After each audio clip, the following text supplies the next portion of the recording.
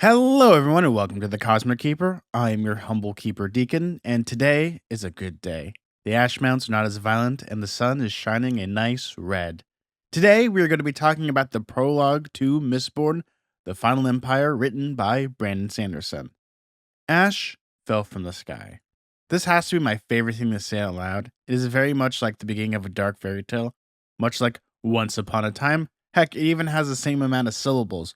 Ash fell from the sky and Once Upon a Time. Let's kind of break into the summary. The prologue is broken up into three POVs. The first one is Lord Trusting. Lord Trusting is a nobleman who is being visited by an obligator, and he is told how well he is doing with his plantation and how he handles his ska by a high-ranking obligator official. While this is occurring, Trusting notices a field worker looking at him. Not just looking, but smiling. When he turns back, he sees the worker again, but the worker is gone, vanished in the section of workers. Thinking it was his imagination, he orders one of his workers to beat a section of ska as he plans to celebrate the good news tonight with a ska woman he's had his eyes on for a while. Yikes. Kelsier. Night approaches as the mists start to arrive. Kelsier the ska, who was the one smiling in Trusting's fields, enters the ska hovel with both news and food. He's immediately presented as a hostile guest by the ska, but is not allowed to leave because the mists are out, and everyone knows the ska don't go out in the mists. Kelsier delivers news about how in distant lands ska are treated far better. He is interrupted by Tepper, a ska of his own age that tells him how it is false. Kelsier laughs that off as Kelsier shares food he stole from Lord Trusting's own larder with the ska. While this is happening, Kelsier gets into a conversation with an older ska, a ska named Menace. But their conversation about hope is quickly interrupted, as in the distance they hear screams. Lord Trusting has picked out a girl to celebrate without even thinking. Kelsier gets up and walks into the mist, leaving the ska huddled out of fear and superstition. Menace.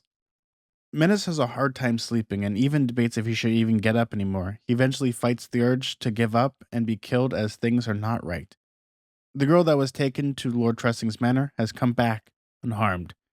The smell of smoke fills the air as Menace and the rest of the ska arrive to the manor to discover that it is burnt to the ground, and Lord Trusting and his guards have been slaughtered. It turns out that the mysterious man who gave them news, food, and hope has done the act. Now the ska, with Menace as their new leader, have to flee to find the ska rebellion. They were not given a choice. Kelsier made that choice for them. So from here on out, there will definitely be spoilers as I kind of give my own thoughts and opinions of the chapter.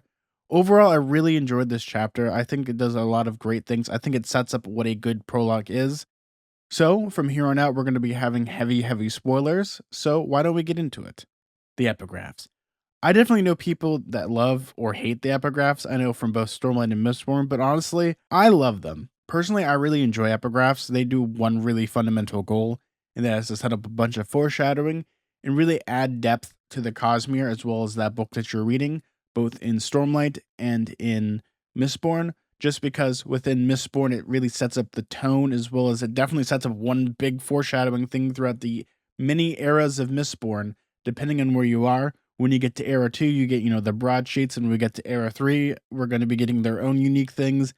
And for me, I'm really excited for that. But what a good epigraph does is set up the tone and the mood. It's not like an epistolate, kind of like what we see with Dracula. What Brandon does with this is a mixture of both, is sort of an epistolate, but also at the same time sets up this depth in the world and kind of your thoughts, or even in the terms of Roshar and kind of how that works within the Stormlight Archive, is that it's both literature within the world that an average person could read, but also at the same time you're getting letters from these big deities and these big people and these big players within the Cosmere, depending on what you're doing. Or in the case of the Taravangian chapter with all those numbers, I still don't know how you would read that as an audiobook. I would have lost my mind years ago. But I digress as we go back to this epigraph. I think this prologue epigraph really sets up three things, and that is, one, it sets up the story and the concept of what if the Dark Lord won, but also if he had self-doubts. 2, tone. This is not going to be a happy story, but more focused on the grim dark aspect of the world, because we're getting these self-doubts. We're getting this big person questioning his own existence and questioning his place in the world. And 3. Foreshadowing. It comes full circle as we discover who the hero of ages is, actually, and it is set up from the very beginning. You don't think of it at the start, but once you do a reread, oh buddy, do I love this so much. And you can see how Brandon set it all up. I can't help but laugh. We see this more later on with small things. Discord. I definitely love to see the self-doubt of Alendi, as well as we see the Wheel of Time influence here in the opening. The hero with self-doubt, the breaking of the world. And for me, I really love seeing this influence of Robert Jordan here as well. Though, when it comes to my overall impressions of this chapter, rereading this prologue made me remember the importance of a good prologue. Because the purpose of a prologue is to set up the tone, the stakes, and overall overreaching themes that the book series will focus on. And this prologue hits all of this. If you know what to look for, you will discover this whole series can be broken down into this prologue. We see the struggle with the nobles and the Ska. We see Kelsier and his plan to destroy the Lord Ruler and bring hope and survival to the Ska people. We see the nobleman, politics, and ambition, the influence of ruin and preservation, the themes of both of their philosophies. Another big thing that we'll see is Kelsier's misdirection and how it will affect the overall story. We even get talks of Mistwraiths and Kolos in this chapter. Heck, we even see House Venture's influence even reaching out over here. This is one of my favorite prologues, on top of the one from A Song of Ice and Fire that does such a great job. I could gush about that prologue for hours and hours and hours, but then we'll not be talking about Mistborn. Because in Mistborn, the whole story can be broken down just by this prologue, with every major conflict and theme that is set out through all of Mistborn. It even starts with a food heist. But when it comes to the overall chapter here, I definitely enjoy it because we are getting little snippets of allomancy, we're getting little snippets of Kelsier's character, we're getting little snippets of the Ska, and kind of how the politics work. It is such a small scene, but it's very important. And I find that it's funny that we're getting all these 3 POVs. Each perspective is a conflict of the story. We see Trusting the Noble, Kelsier the Mistborn, Menace the Ska, and we get to even see kind of fundamentally, morally, the different ways that they see each other, and kind of how Kelsier kind of mucks up both the nobleman and the Ska in this pseudo version of the overall arching story. And I definitely love how we see allomancy in this chapter presented, because we see it primarily through the senses. We see it through Tin. And for me, I really enjoy that because it explains allomancy in a way that readers that are picking up this book for the first time can understand that there are superpowers. Because if you showed something like pushing or pulling, it would confuse people. People have a better understanding of super sense, of like, oh, that's a superpower. He can hear better. He can taste his bread from a day ago, and he can hear these screams a lot easier. And I find that to be a much better approach than just we see a fight scene with Kelsier where he's doing supernatural stuff. I think when it comes to Brandon and his fight scenes, it's very hit or miss at times. Here, I kind of love that it's left ambiguous, and I definitely enjoy that aspect of the story, is that when it comes to the prologue, we can see that he is a good guy at heart, but he does things ruthlessly, such as, he's very openly defiant and it causes people great pain in the short term, but in the long term, he's helping them. And it's funny to see that we can see his misdirection in many ways, of how he's going to force this Ska to believe in hope, even if he has to do it himself.